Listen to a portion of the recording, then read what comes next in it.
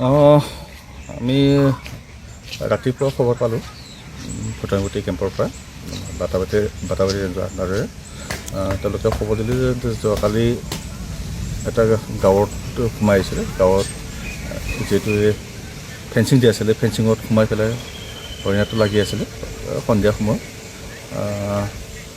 তাতে ফেঞ্চিঙত লাগি যাই পাৰিলে নেকি, ওলাওঁতে অলপ অসুবিধা হ'ল। তাত ইফালে মানুহৰ যিখিনি কিবা দেখা পালে যে মানুহৰ ভয় সোমালে, এনেকৈ মৰিল।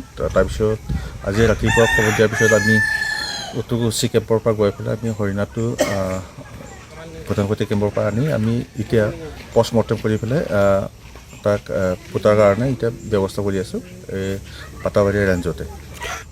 হয়, এতিয়া যিহেতুকে আমাৰ বাটাবাৰী ৰেঞ্জৰ আণ্ডাৰত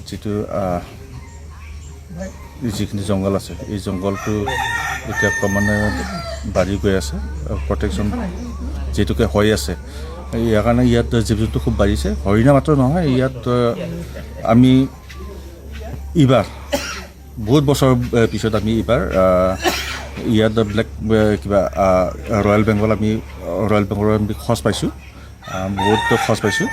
ইয়াৰ লগতে হাতীৰ সংখ্যাটোতো বহুত বাঢ়িছে এইবাৰ। এইটো আমাৰ এতিয়া আজি যিটো দৰ কৰিছে এইটো মোটামুটি প্ৰায় 160 কেজি হ'ব। শ্বৰ্ট নাই এইটো শ্বৰ্ট নাই। গাঁৱত যিটো এই গৰু ছাগলী সোমোৱাৰ কাৰণে তাতে ফেঞ্চিং দিয়া আছে, এইটো ফেঞ্চিং আহি পেলাই চাগে এইটো কুকুৰে খেদিছিল, ভয়তে দৌৰি পেলাই এইটো ফেঞ্চিঙত লাগি এনেকৈ মৃত্যুমুখত পৰিব লগা হৈছে। মতা হৰিণ হয়, মতা হৰিণ।